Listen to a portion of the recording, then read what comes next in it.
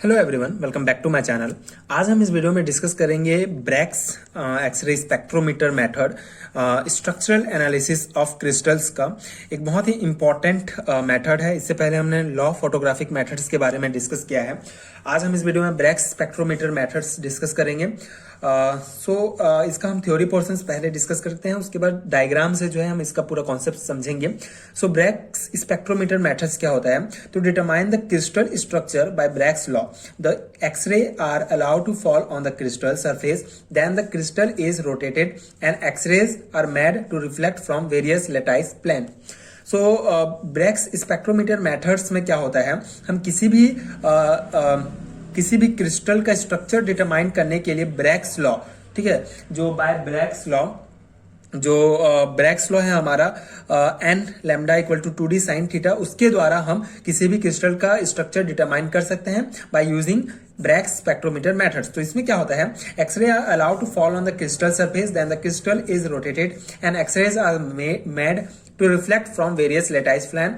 The glancing angle for each intense reflection is recorded. On applying Bragg's equation, n lambda equal to 2d sin theta, ratio of lattice spacing for various group of planes can be obtained. This ratio has been found to be different for different crystal. Then the experimentally observed ratio are compared with the calculated ratio to identify a particular structure. ये जो है हमारा theory portion है Bragg's spectrometer methods का। ये हमारे semester exam के point of view से भी एक इंपॉर्टेंट टॉपिक है, तो हमको उसमें थ्योरी आना इंपॉर्टेंट है। तो ये हमारा थ्योरी पोर्शन है। अब हम इसको जो है डायग्राम के द्वारा इजिली से इस प्रिंसिपल को समझते हैं इसके। बेसिकली ये हमारा एक्सरे ट्यूब है जहां पे एक्सरे प्रोड्यूस होता है। ये हमारा एक्सरे ट्यूब है जहां पे हमारा एक्सरे प्रोड्यूस होता है, जहां पे हाई वोल्टेज लगाया जाता है। उसके बाद ये फिलामेंट्स हीटिंग सर्किट्स लगा होता है। फिर ये जो हमारा कैथोड होगा, टंगस्टन फिलामेंट्स होगा, ये फोकसिंग कप, यहाँ पे फोकसिंग कप के अंदर हमारा ये कैथोड जो टंगस्टन फिलामेंट होगा, ये एक्सरे ये जो है इलेक्ट्रॉन रिलीज करेगा। फिर ये इलेक्ट्रॉन जो है ये हमारे एनोड जो मेटल टारगेट होगा यहाँ पे टकराएगा और यहाँ से हमारा जो है एक्सरे हमारा प्रोड्यूस होगा। तो ये एक्सरे जो है हमारा कोलीमीटर से होते हुए मोनोक्रोमोमीटर से होते हुए, ठीक है, ये मोनोक्रोमीटर से जब ये पार होगा तो ये मोनोक्रोमेटिक एक्सरे जो है जाके सीधा क्रिस्टल जो हमारा सैंपल होगा उससे टकराएगा। तो बेसिकली ये हमारा एक्सरे ट्यूब में हमारा जो है एक्सरे यहाँ पे एक्सरे प्रोड्यूस होता है। एक्सरे प्रोड्यूस होने के बाद कोलीमीटर का प्रयोग एक्सरे को जो है डायरेक्ट हमारे किसी भी सैंपल में या क्रिस्टल सैंपल में डालने के लिए किया जाता है कोलीमीटर का प्रयोग। तो ये हमारा कोलीमीटर, उसके बाद ये मोनोक्रोमोमीटर से होते हुए मोनोक्रोमेटिक एक्सरे जो है ये हमारे क्रिस्टल या सैंपल में जाता है, ठीक है। तो जब ये क्रिस्टल सैंपल में हमारा जब ये पड़ेगा ये हमारा मोनोक्रोमेटिक एक्सरे, तो यहाँ पे जो है ये रोटेट होगा, क्रिस्टल रोटेट होगा। तो वहां से फिर हमारा जो है कई प्रकार के जब हमारा क्रिस्टल रोटेट होगा तो कई प्रकार के जो है लेटाइस प्लान रिफ्लेक्ट होंगे, ठीक है। ये जैसे कि क्रिस्टल हमारा अगर मल्टी लेयर का है तो हर लेयर से जो है एक प्रकार का प्लेन एक एक्सरे जो है हमारा रोटेट होगा।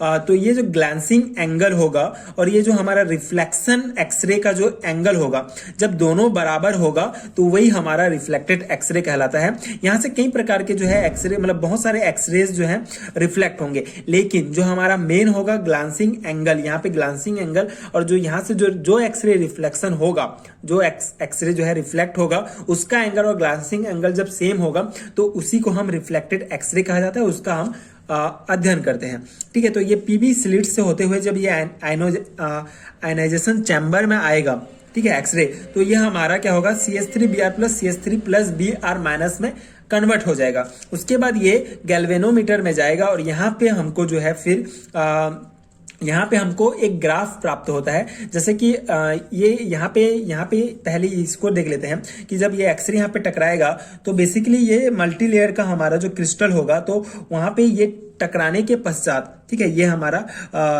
ये एक्सरे टकरा है, ये हमारा ग्लांसिंग एंगल है, उसके बाद ये रिफ्लेक्शन एंगल है। ठीक है, तो हर एंगल से टकराएगा तो जितने भी लेयर से टकराएगा, ठीक है, तो हर लेयर से अलग प्रकार का रिफ्लेक्टेड एक्सरे हमको प्राप्त होगा और गैल्वेनोमीटर में हमको एक प्रकार का ग्राफ प्राप्त होगा। ठीक है, तो ये जो हमारा ग्राफ होगा ये θ1, θ2, θ3, n = 1, n = 2 एंड n3। ठीक है, ये हमारा जो है गैल्वेनोमीटर से ये इंटेंसिटी का हमको जो है एक प्रकार का ग्राफ प्राप्त होता है। इसी इंटेंसिटी से हम ब्रैग्स लॉ का प्रयोग करके यहाँ से हम D का मान निकालते हैं और हमको जो है हमारा ब्रैग्स लॉ का यूज करके हम किसी भी क्रिस्टल का स्ट्रक्चर प्राप्त कर सकते हैं। तो ये जो है हमारा मेन डायग्राम है, मेन प्रिंसिपल है ब्रैग स्पेक्ट्रोमीटर मेथड्स का। यहाँ पे बेसिकली हाई वोल्टेज में जो है इलेक्ट्रॉन को कैथोड से टंगस्टन फिलामेंट से रिलीज किया जाता है, फिर ये एनोड मेटल टारगेट से हमारा एक्सरे प्रोड्यूस होता है जो कि कोलिमीटर और मोनोक्रोमीटर से होते हुए क्रिस्टल सैंपल पे जाता है और सैंपल फिर रोटेट होता है और एक प्रकार का हमको रिफ्लेक्टेड एक्सरे प्राप्त होता है। तो बेसिकली इस रिफ्लेक्टेड एक्सरे का जब हम इंटेंसिटी ऑफ रिफ्लेक्टेड यहाँ पे जो है फिर रिफ्लेक्टेड एक्सरे का इंटेंसिटी हमको मेजर होता है। ठीक है, इस पूरे ब्रैग्स स्पेक्ट्रोमीटर मेथड्स में रिफ्लेक्टेड एक्सरे का इंटेंसिटी ही हमको हम मेजर करते हैं। उसके बाद हमको जो मेजर करते हैं जिससे हम क्रिस्टल का स्ट्रक्चर मेजर कर सकते हैं। ठीक है, तो ये जो है हमारा ब्रैग्स स्पेक्ट्रोमीटर मेथड्स का कंप्लीट प्रिंसिपल है। अब इसका कुछ एग्जांपल्स देखते हैं, जैसे कि कैलकुलेट करना है हमको calculated ratio of different crystal lattice. ठीक है, तो डिफरेंट क्रिस्टल लेटाइस जैसे कि हमारा जो D का मान हमको वहां से गैल्वेनोमीटर से प्राप्त होता है, तो डिफरेंट क्रिस्टल लेटाइस के लिए डिफरेंट मान होते हैं। जैसे कि अगर हमारा मान लो पहला रिफ्लेक्टेड एक्सरे पहला क्रिस्टल लेटाइस D 100 है, उसके बाद D1110 एंड D111। ठीक है, D100 ratio D110 ratio D111 equal to 1 ratio, तो ये हमारा मान होगा 1/1/√2 ratio 1/√3 for simple cubic lattice. ठीक है, SCC simple cubic crystal structure के लिए। एंड हमारा सेकेंड मान है FCC क्रिस्टल के लिए हमारा D100 D110 and D111 equal to 1 ratio 1/√2 ratio 2/√3 for FCC crystals के लिए हमारा फेस सेंटर क्रिस्टल स्ट्रक्चर के लिए।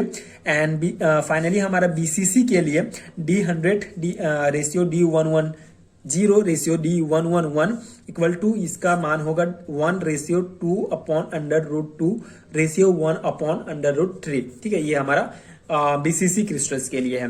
ठीक है, ये मान हमको याद रखना है क्योंकि हमको ये BCC FCC शो करना है। जैसे कि हमारे सोडियम क्लोराइड एग्जांपल के लिए so that sodium chloride NaCl crystal has a FCC lattice. ठीक है, ये NaCl जो है मैं FCC लेटाइस प्रदर्शित करता है। ये हमको मतलब NaCl क्रिस्टल जो है उसमें FCC लेटाइस होता है, ये हमको शो करना है। ठीक है, तो इसको सॉल्यूशंस के लिए इसका क्या करेंगे, in case of NaCl crystal glancing angle for maximum intensity are. ठीक है, D100 के लिए D100 इंटेंसिटी के लिए ग्लांसिंग एंगल 5.9 डिग्री है। D10 के लिए ग्लांसिंग एंगल 8.4 डिग्री है। D110 के लिए हमारा ग्लांसिंग एंगल 8.4 डिग्री एंड ये हमारा D111 के लिए ग्लांसिंग एंगल 5.20 डिग्री है। ठीक है, तो ये D11 ratio D110 ratio D100 ratio D110 ratio D111।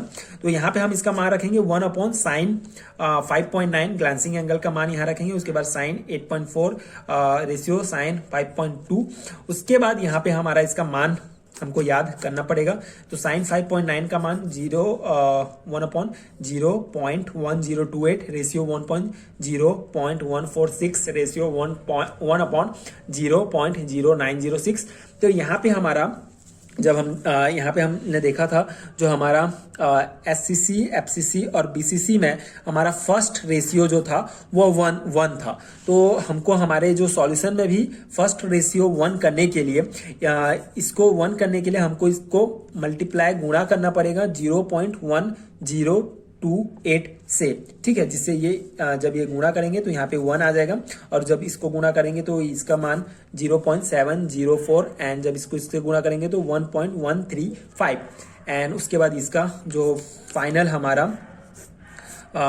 हमारा जब इसको हम कन्वर्ट करेंगे रेशियो में, तो 1:1/√2 रेशियो 2/√3 जो कि FCC क्रिस्टल्स का मान है, जो हमने calculated ratio of different crystal lattice का डिफरेंट जो हमारा क्रिस्टल लेटाइस का रेशियो कैलकुलेट करेंगे, तो हमको ये याद रखना पड़ेगा FCC का और BCC का और SCC का। तो ये हमारा FCC का ये रेशियो है। सो NaCl is having the FCC crystal structure.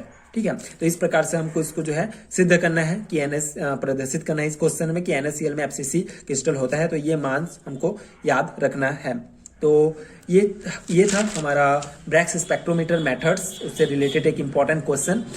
ये हमारे सेमेस्टर एग्जाम के पॉइंट ऑफ व्यू से बहुत ही इंपॉर्टेंट टॉपिक है। आई होप कि आपको समझ में आया होगा और आपके एग्जाम प्रिपरेशंस के लिए हेल्पफुल हुआ होगा। अगर हेल्पफुल है तो प्लीज सपोर्ट कीजिए, like share and subscribe to my channel and thank you so much for watching.